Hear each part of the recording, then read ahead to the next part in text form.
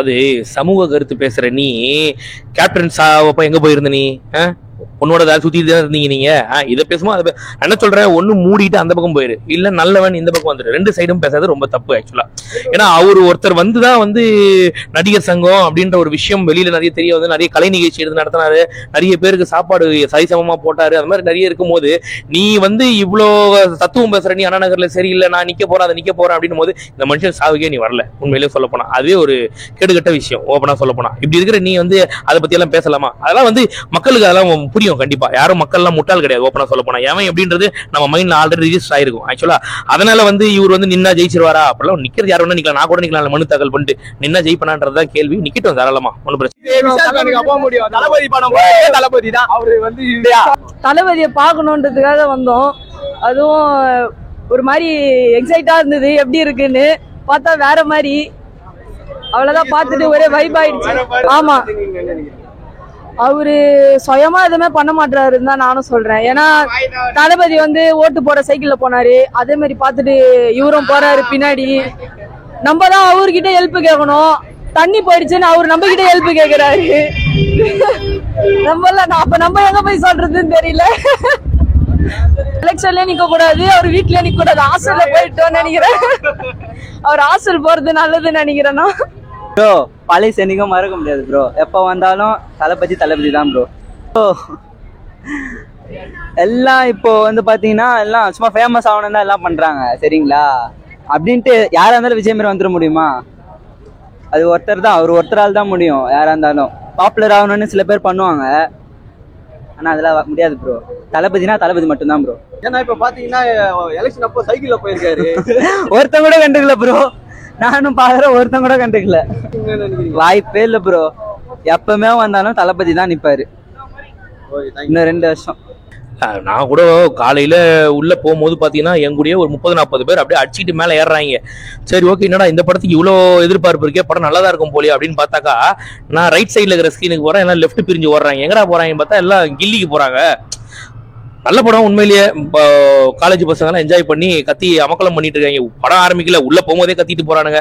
அதான் நல்ல படம், ஓகே ரைட்டு, சரி இது உள்ள உட்காந்து பார்ப்போம் அப்படின்னு பார்த்தாக்கா அதே மாதிரி தான் இருக்கு. சின்ன ஸ்கிரீன்ல படத்துக்கு கூட்டமே வராம ஏன் அப்படி இருக்கு அப்படின்னாக்கா படம் அப்படிதான் எடுத்து வச்சிருக்காங்க உண்மையிலேயே. அதாவது இப்ப இருக்க படங்களை நம்பி போக முடியல. ஓப்பனா சொல்லணும் அதுதான். ஒரு படம் நல்லா இருக்கா இல்லையான்றத பார்த்துட்டு சொல்லட்டும், அதுக்கப்புறம் ஸ்கிரீன் இன்க்ரீஸ் பண்ணலாமா வேணாமான்னு நம்ம டிசைட் பண்ணலாம் அப்படின்னு பாக்குறாங்க. கேரண்டீடா இருக்க படத்துக்கு கூட்டம் வருது, கேரண்டி இல்லாத படத்துக்கு வரல. ஓப்பனா சொல்றேன். அதாவது அவரோட பாடி லாங்குவேஜ் ஒன்று இருக்கும் ஆக்சுவலா. நானும் மதுரைக்காரன் தான்டா, நான் வீசினாலும் கத்தி வீசுண்டா அப்படின்னு அவரோட பாடி லாங்குவேஜ் வழக்கமானது இருக்கும். அதையே அவர் ஃபாலோ பண்ணால் நல்லதா இருக்கும். அவர் என்ன பண்றாருன்னா அங்க ஒரு ஸ்பூன் இங்கே ஒரு ஸ்பூன் எல்லாத்தையும் எடுத்து போட்டு ஏதாவது ஒன்று பண்ணி குருமா பண்ணலான்னு பாக்குறாப்புல. அது செட் ஆகல ஆக்சுவலா. ரெண்டாவது ரொம்ப அவருக்கு வாய் வேற ரொம்ப குரல் ஒரு மாதிரி சாப்பிட்டா மாதிரியே பேசுறாப்புல அவரு. அதான் ஆக்சுவலா எல்லாருக்கும் இருக்கக்கூடிய ஒரு ஆசை தானே அது ஆக்சுவலா. சரி இதை பண்ணா நம்ம ஓரளவுக்கு பேசப்படுவோமா, இதை பண்ணா பேசப்படுவோமா அப்படின்னு சொல்லிட்டு பண்ணாப்புல. அது கிரிஞ்சா தான் போச்சு, எனக்கு என்ன பொறுத்த வரைக்கும் கிரிஞ்சா தான் போச்சு ஆக்சுவலா. ஆனா அதையும் பேசுனாங்களே மக்கள், பரவாயில்ல நிக்கிட்டோம், யார் வேணா எது வேணா பண்ணலாம். வந்ததுக்கு அப்புறம் தான் என்ன நடக்கும் எல்லாம் தெரியும்.